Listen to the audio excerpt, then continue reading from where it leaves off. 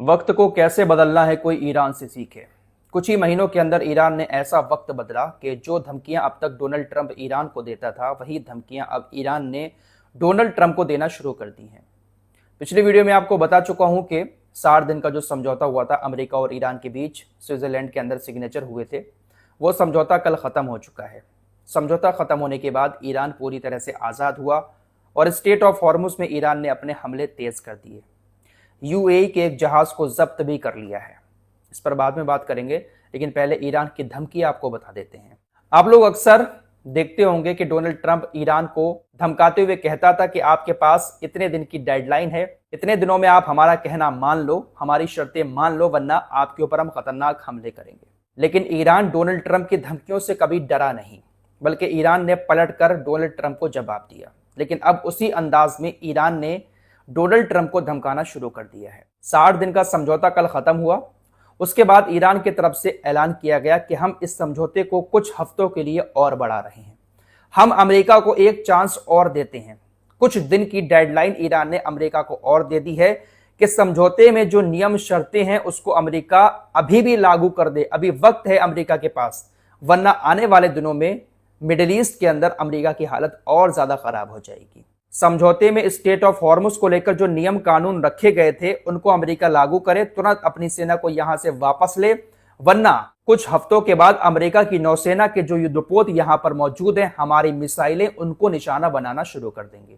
समझौते में जो शर्त रखी गई थी कि पूरे मिडिल ईस्ट में अमेरिका हर मोर्चे पर लड़ाई बंद करेगा, चाहे वो लेबनान हो, चाहे सीरिया हो, चाहे यमन हो या फिर ईरान, सभी जगहों पर सीजफायर होगा परमानेंट वाला। अभी तक ये शर्त भी लागू नहीं की गई है। कुछ हफ्तों का टाइम ईरान ने डोनाल्ड ट्रंप को और दे दिया है। अभी तक डोनाल्ड ट्रंप ईरान को टाइम देता था, डेडलाइन देता था, लेकिन अब ईरान ने डोनाल्ड ट्रंप को डेडलाइन देना शुरू कर दी है। अगर ट्रंप इस समझौते को नहीं मानता है, नियम शर्तें लागू नहीं करता है, तो हो सकता है कि आने वाले कुछ दिनों में डोनाल्ड ट्रंप की सेना के ऊपर ईरान के हमले शुरू हो जाएं। अभी तो फिलहाल ईरान स्टेट ऑफ हॉर्मुज़ में सिर्फ जहाजों पर हमले कर रहा है, और उन जहाजों पर हमले कर रहा है जो ईरान के रास्ते से नहीं गुजर रहे हैं। ईरान की सेना ने रात केशम द्वीप के पास एक यूएई के तेल के टैंकर को जब्त कर लिया है। हमला नहीं किया, बल्कि उसको जब्त ही कर लिया है, पकड़ लिया है, अपने कब्जे में ले लिया है। काफी बड़ा यूएई का तेल का टैंकर था। ईरान की सेना का कहना है कि हमारे नियम कानून के मुताबिक यह जहाज स्टेट ऑफ हॉर्मुज़ पार नहीं कर रहा था, इसलिए हमने इस जहाज को जब्त कर लिया। और ऐसा पहली बार यूएई के साथ ईरान ने किया है। ईरानी सेना का कहना है इससे पहले भी हमने कई बार वार्निंग दी थी, हमला नहीं किया हमने यूएई के जहाज पर, क्योंकि हम समझौते का पालन कर रहे थे।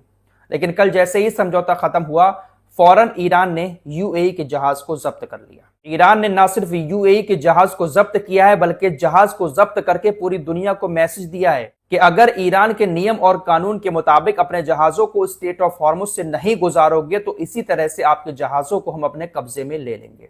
फिलहाल अभी अमेरिका की नौसेना स्टेट ऑफ हॉर्मुज़ के आगे पीछे मौजूद है, हालांकि बिल्कुल पास नहीं है, स्टेट ऑफ हॉर्मुज़ में नहीं है, समुद्र में ईरान के करीब ही तैनात है। ईरान ने उसी नौसेना के ऊपर हमले करने का ऐलान किया है अगर डोनाल्ड ट्रंप समझौते को नहीं मानता है।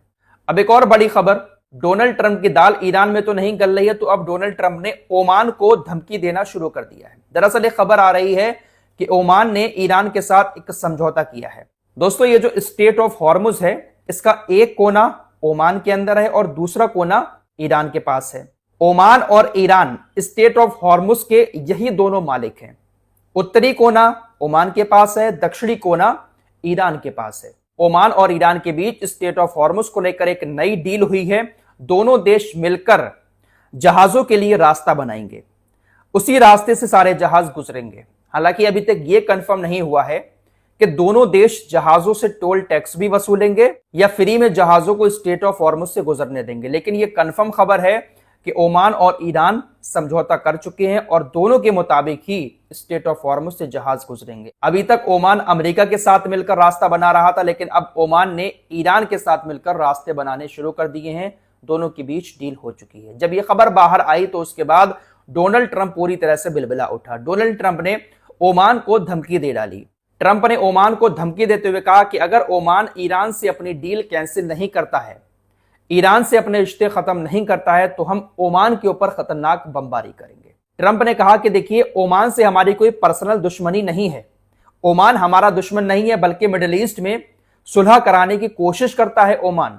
लेकिन अगर ईरान के साथ उसने संबंध बनाए, कोई डील की, तो हम ओमान के ऊपर बमबारी करेंगे।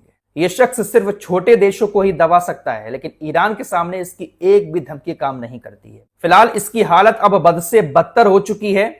इसके खुद के अधिकारी, सेना के अधिकारी खुले मंच से अब इस बारे में बात कर रहे हैं कि मिडिल ईस्ट में अमेरिका की सेना के पास इतनी इंटरसेप्टर मिसाइलें नहीं बची हैं कि वो ईरान के ड्रोन के झुंड को पूरी तरह से रोक पाए।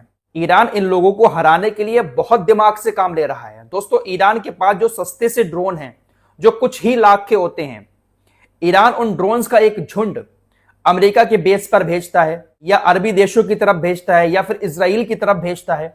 बहुत सारे सस्ते ड्रोन का झुंड जब इनकी तरफ आ रहा होता है, तो उसको मारने के लिए ये लोग महंगी महंगी इंटरसेप्टर मिसाइलों का इस्तेमाल करते हैं। इनके पास कोई सस्ती सी मिसाइल या सस्ता सा ड्रोन नहीं है जो ईरान के ड्रोन को मार सके। लाखों अरबों डॉलर की जो इंटरसेप्टर मिसाइलें हैं, ईरान के ड्रोन के झुंड को खत्म करने के लिए वो महंगी मिसाइलें छोड़ी जाती हैं, जिसकी वजह से अमेरिका की सेना के पास इंटरसेप्टर मिसाइलों की बहुत बड़ी कमी हो चुकी है। ईरान अगर 50 ड्रोन सस्ते वाले छोड़ देता है ना, तो ईरान तो कुछ ही लाख के छोड़ता है, लेकिन करोड़ों अरबों की मिसाइलें इन लोगों को उन ड्रोन्स को मारने के लिए छोड़नी पड़ती हैं। अगर उसको नहीं मारेंगे तो वो ड्रोन कहीं ना कहीं जाकर फट जाएगा। तो इस तरह से ईरान अपने दिमाग का इस्तेमाल करके इनको कमजोर कर रहा है। डोनाल्ड ट्रंप लगातार दुनिया के सामने ईरान को लेकर झूठ बोल रहा है। डोनाल्ड ट्रंप अपनी हार छुपाने की कोशिश कर रहा है, लेकिन अब दुनिया देख चुकी है कि बुरी तरह से मिडिल ईस्ट की जंग डोनाल्ड ट्रंप हार चुका है। एक बार फिर से इसने कहा कि देखिए, हम तो काफी मजबूत हैं और हमें कोई परवाह नहीं है कितना भी लंबा युद्ध मिडिल ईस्ट के अंदर चले, ईरान को सफेद झंडा दिखाकर सरेंडर कर देना चाहिए। ईरान बातचीत करने की कोशिश कर रहा है अंदर अंदर, ईरान बातचीत ना करे, सफेद झंडा दिखाकर हमारे सामने सरेंडर कर दे, हमें कोई दिक्कत नहीं है, हम लड़ते रहेंगे। इस तरह की बड़ी बड़ी बातें अभी भी इसकी तरफ से फेंकी जा रही हैं। इस पर पलटवार करते हुए आईआरजीसी के स्पोक्स पर्सन ने कहा कि देखिए, ट्रंप के पास सिर्फ एक ही ऑप्शन है कि वो अपनी हार को खुले तौर पर एक्सेप्ट करे और ईरान की शर्तों को मान ले। अगर ऐसा नहीं करता है तो अंजाम इनको भुगतना पड़ेगा। आईआरजीसी के स्पोक्स पर्सन ने कहा कि डोनाल्ड ट्रंप ये जो बड़े बड़े दावे कर रहे हैं, ये सिर्फ हार की वजह से इनके अंदर गलतफहमियां पैदा हो गई हैं कि ईरान इनसे बातचीत करेगा।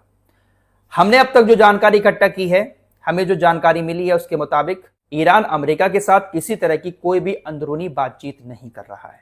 आईआरजीसी के स्पोक्स पर्सन ने सारी बातें क्लियर कर दी हैं। फिलहाल मिडिल ईस्ट में ईरान एक नई ताकत बनकर उभरा है और दुनिया को दिखा दिया है कि बड़े बड़े देशों का सामना कैसे करना है।